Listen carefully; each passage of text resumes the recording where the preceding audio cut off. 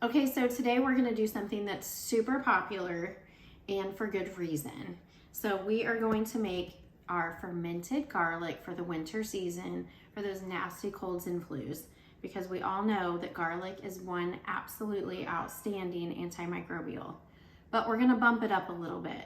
So when we get those nasty colds and we get those viral infections, right? So as we're starting to get better and we think that we're really starting to kick it, sometimes out of nowhere we just get so much worse, right? So that's the bacteria that kicks in. So that's why it's so important to be able to have these antibacterials to be able to ingest to help the immune system do its job to start killing the bacteria off.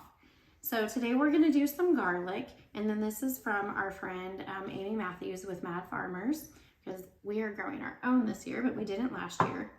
And we're going to put some fresh calendula flowers in here. So calendula is a strong lymph supporter, so it's going to help really move your lymphatic system when you have all that gunk that's stagnant in there.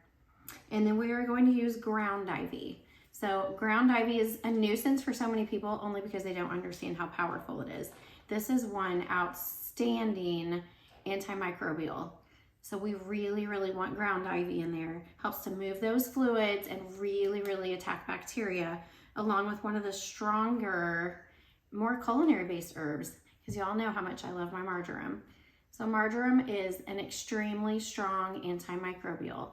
So we're gonna have our antimicrobials in here, so that way we can help fight off the bacteria, and we're going to have our calendula flowers. And you really want them to be fresh because so much of that medicine is in those sticky resins. It's in there.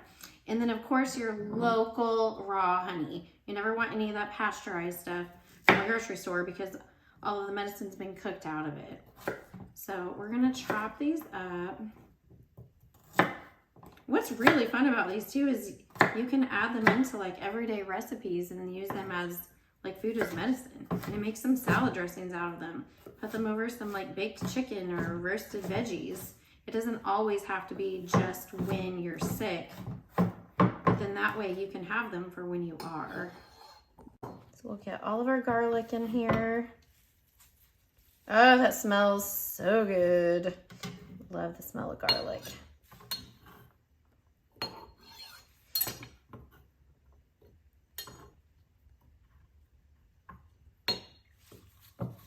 All of these amazing herbs. There's ground ivy. Ground ivy is so medicinal. You can use it for so many amazing things. I love it in all my fire cider blends too. Respiratory health, anything with mucous membranes. It's fabulous. UTIs, it's just so supportive for all of that.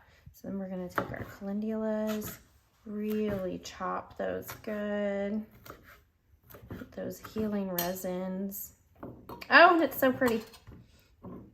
Making medicine from your gardens is like art. So much prettier than picking up that pharmaceutical from your local pharmacy. So I'm gonna take the leaves on this. Oh, that smells outstanding. And then as usual, I always keep my stems, and they go in my freezer for all my broths and my soups. And when you are ingesting this, you eat it all. You don't strain it. You take big heaping teaspoonfuls, put it in some water. You can make tea out of it. That way, we have all those yummy herbs in there. We'll cover it with our honey.